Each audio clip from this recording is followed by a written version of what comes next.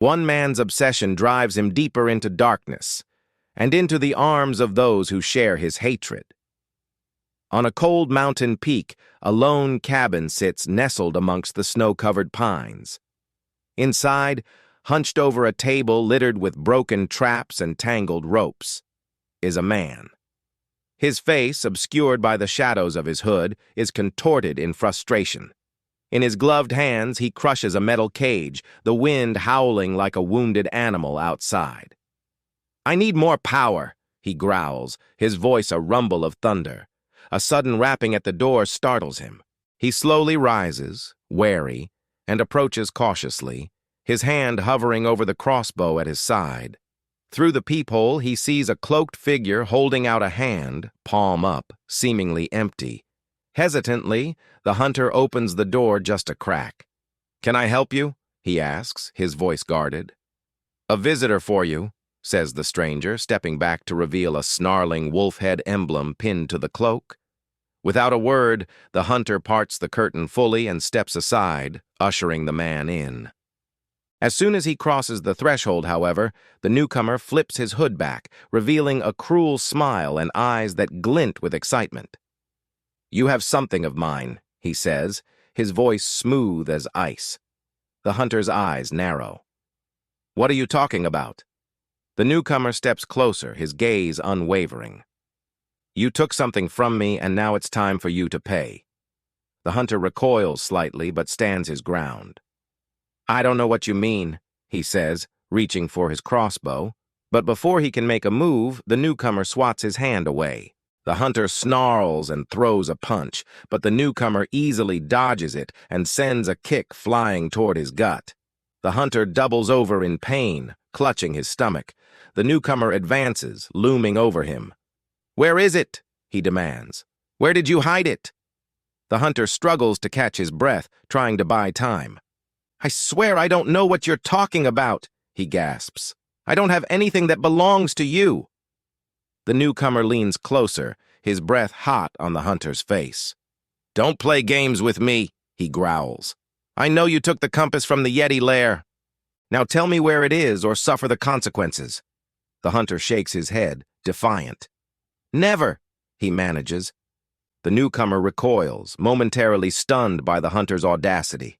Then his face contorts with rage. "So be it," he snarls. "But know this, I will find the compass, and when I do, I will crush you." With that, he turns and strides toward the door. As he reaches for the handle, however, the hunter speaks up. "Wait," he calls out. The newcomer pauses, but doesn't turn around. "What is it?" he asks, his voice tight with restrained fury. "Do we have a deal?" the hunter asks cautiously. The newcomer hesitates, then turns back slowly. His eyes lock onto the hunter's, a silent battle of wills taking place between them. After what seems like an eternity, the newcomer finally nods curtly. "Very well," he says. "We have a deal." And with that, he disappears into the night. As the sound of his footsteps fades away, the hunter lets out a sigh of relief. He leans back against the door, his body slumping with exhaustion. He knows he's just traded one enemy for another, but he's hoping that this new ally will be able to help him capture Yeti Bob once and for all. Only time will tell if he's made the right decision. The hunter sets off through the forest, following a barely discernible path. As he pushes through the underbrush, he hears the sound of running water and emerges into a small clearing. Before him lies a sparkling stream, its banks lined with ancient trees. On the far side, he can see the silhouette of a lodge hidden amongst the foliage. With a mix of apprehension and anticipation, he steps forward, his eyes fixed on the mysterious building ahead. He reaches the lodge and knocks, the sound echoing ominously in the stillness. After a moment, the door opens slowly, revealing a dimly lit interior. A gruff voice calls out, "Who's there?"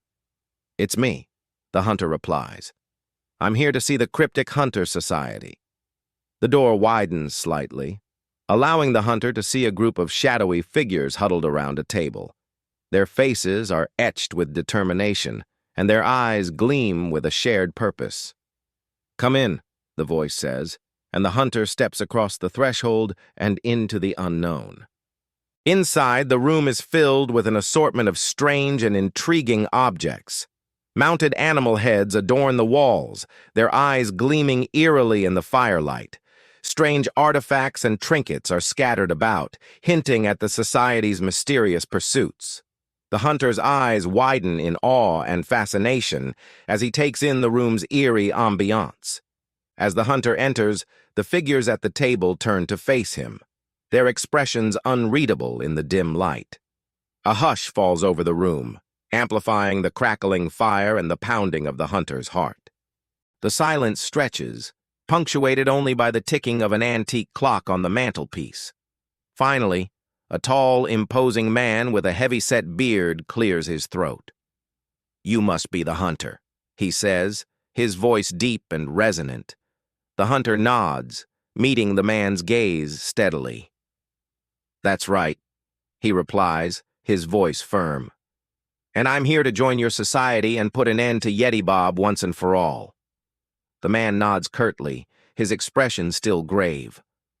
"We know why you're here," he says, gesturing to a seat at the table.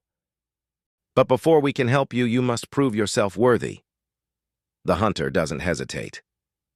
"How?" he asks, eager to demonstrate his skills. The man leans forward, his eyes gleaming with intensity.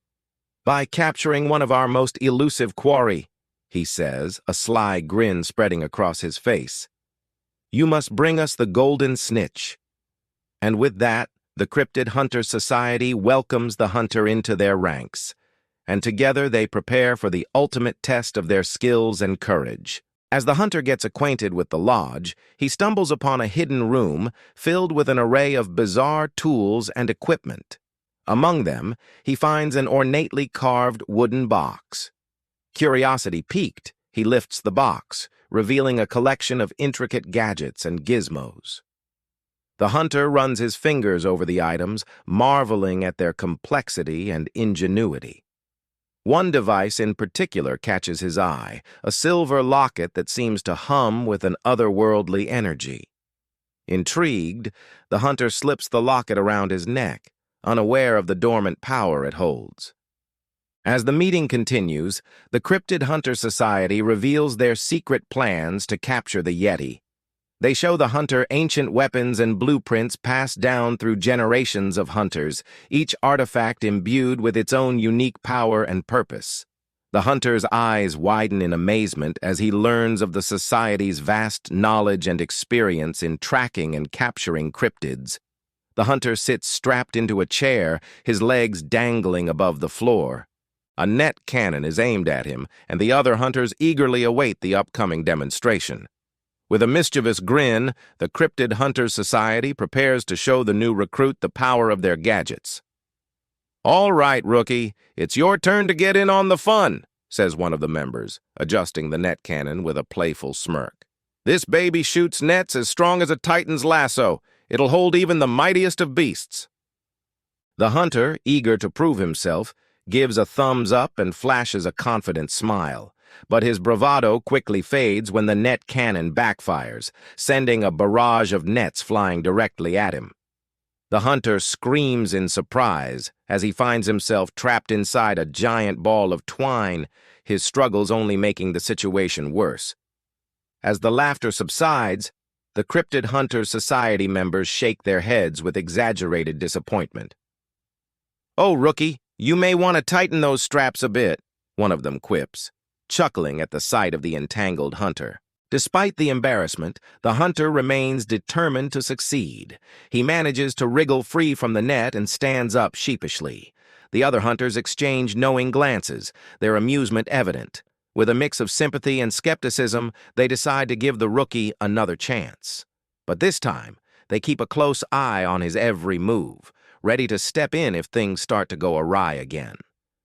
An air of solemnity hangs over the room as the hunter listens intently to the stories of past hunts and the secrets of the Cryptic Hunters Society. He feels a sense of camaraderie growing within him, a bond forged in the shared pursuit of the unknown. However, As the night wears on, the mood shifts. The hunter witnesses firsthand the toll that the hunt has taken on the seasoned hunters, their faces etched with weariness and their spirits dampened by countless failures. Doubt begins to creep into his mind, shaking his belief in the possibility of success. Nevertheless, the hunter refuses to be deterred.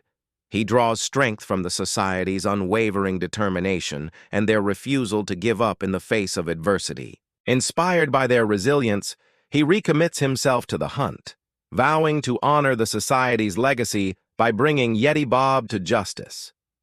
The hunter stands before the assembled Cryptid Hunters Society, his eyes blazing with newfound determination.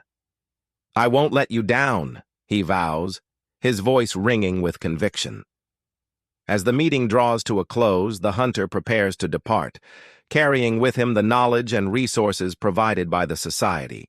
As he steps out of the lodge and into the moonlit night, he feels a surge of confidence. He is no longer alone in his quest, and with the support of the Cryptid Hunter Society behind him, he is ready to face any challenge that lies ahead. The hunter raises his crossbow, his finger tightening on the trigger. "Yeti Bob," he growls, his voice echoing through the frosty air. "Our paths have been set in motion, and I, along with these forces of darkness, will bring you and your kind to their knees. The hunter is no longer alone, and his new allies will stop at nothing to bring the beast down. If you believe fear spreads fastest in the dark, stay with us, and hit that like and subscribe button.